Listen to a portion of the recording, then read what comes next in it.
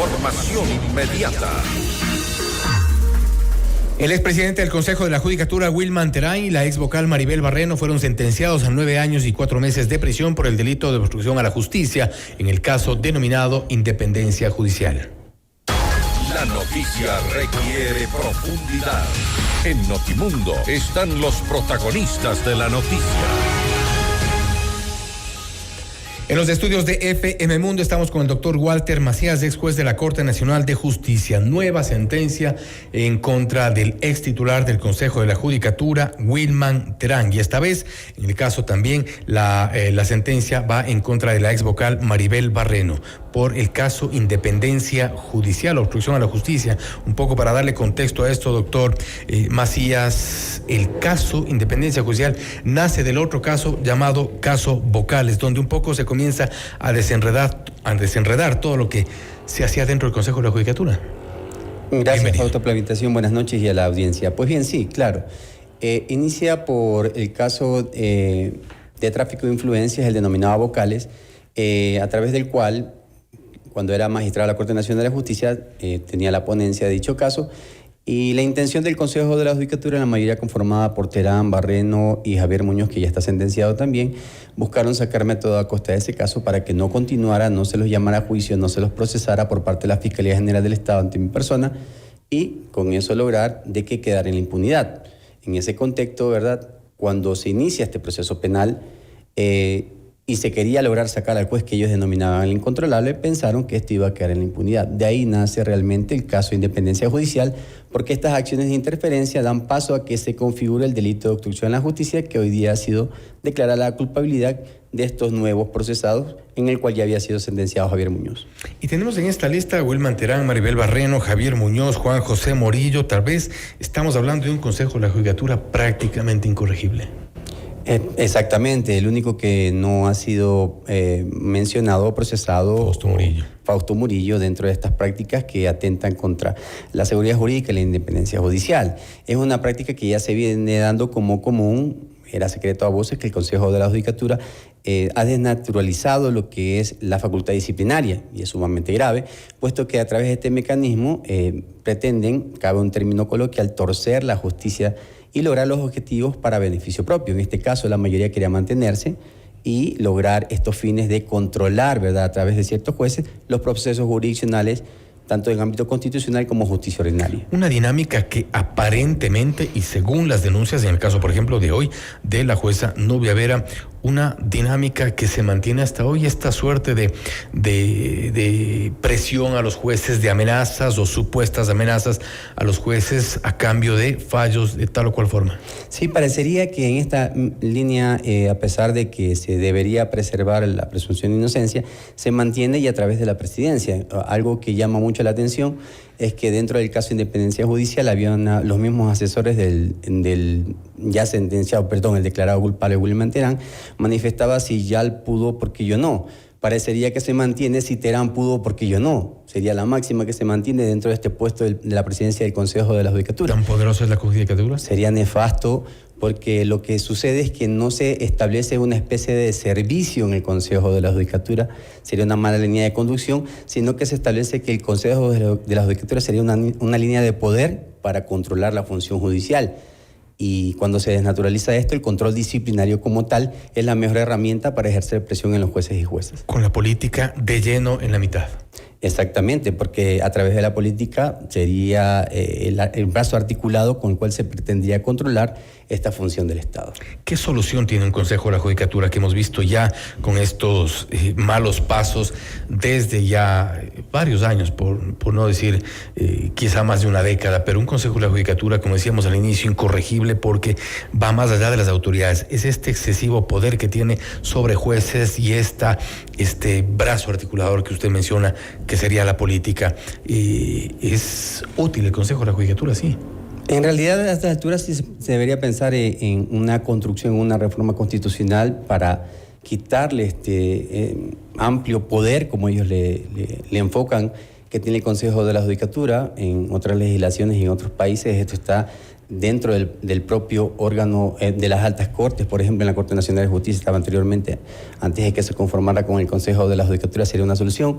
Pero una solución inmediata en este momento que estamos por conformar las ternas para el Consejo de la Judicatura sería que ninguno de los actores que conforman este Consejo de la Judicatura estuviera presente en las ternas. Que las 5 fuentes enviaran, como son ternas, 15 personas que no estén figurando en el Consejo de la Judicatura. Escuchaba un poco lo que mencionaba el doctor Godoy de que existen ciudadanos, o pues, voy a decir muy frontalmente, deberían ser vocales que están actualmente en funciones, que quieren aparecer en estas fuentes de las ternas. Si él conoce, que lo denuncie, sería por empezar en algo. O en todo caso que ninguno de los vocales actuales pretendan conformar las ternas, porque no hay algo que lo impida en la Constitución y en la ley que ellos puedan conformar nuevamente las ternas para el periodo que se avecina en 2025, que no pretendan. Y si el doctor Godoy piensa que el doctor Swing lo va a enviar en la terna para la presidencia del Consejo de la Judicatura, que se excusen, claro está. Si ya cumplieron una labor de servicio en ese corto tiempo de 5 o 10 meses, que quede hasta allí. O sea, que ya pretendan que su labor ya fue establecida y que hicieron algo bueno por el país, si es que lo han hecho. Este Consejo de la Judicatura, el de Mario Godoy, Merck Benavides, Yolanda Yupanqui, Solanda Goyes, ¿le debe mucho todavía a la justicia? Yo pensaría que sí, porque en primer lugar, y siempre lo mantuve, lo que debieron haber hecho era una evaluación integral a la función judicial, que no se hace desde la época de Gustavo Yalt, si no me falla la memoria, y eso le queda debiendo mucho a la función judicial, porque a través de aquello hubiéramos evidenciado que administradores de justicia están haciendo no las situaciones en el ámbito de sus competencias, bien o mal, para poder reestructurar primero la función judicial, y de allí podían haber pensado en realizar concursos. Primero se ponen los zapatos, luego las medias, en un término coloquial o una frase coloquial, puesto de que pensaron en enarbolar concursos de jueces de primer, segundo nivel, de tribunales provinciales, de tribunales contenciosos administrativos, inclusive de la Corte Nacional. Claro, están en acefalía actualmente de la Corte Nacional de Justicia. Pero todas estas fallas es por querer acaparar toda esta situación de lo mismo que venimos hablando, del poder que se enarbola a través de la función judicial y, como no, a través de la Corte Nacional de Justicia. Mire como en el caso de independencia judicial, caso pantalla, se evidencia que querían cooptar jueces y juezas, o como lo hicieron en algunos casos.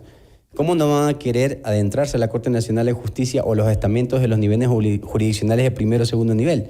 ¿Por qué no hicieron una evaluación integral primero? Lo podían haber hecho. En primer lugar, eso queda debiendo al país. Si no hicieron eso, ¿cómo querían hacer un concurso?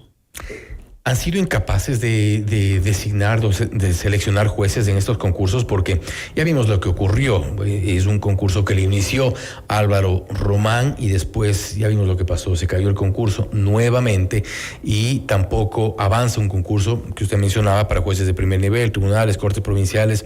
¿Hay una incapacidad por parte del Consejo de la Judicatura?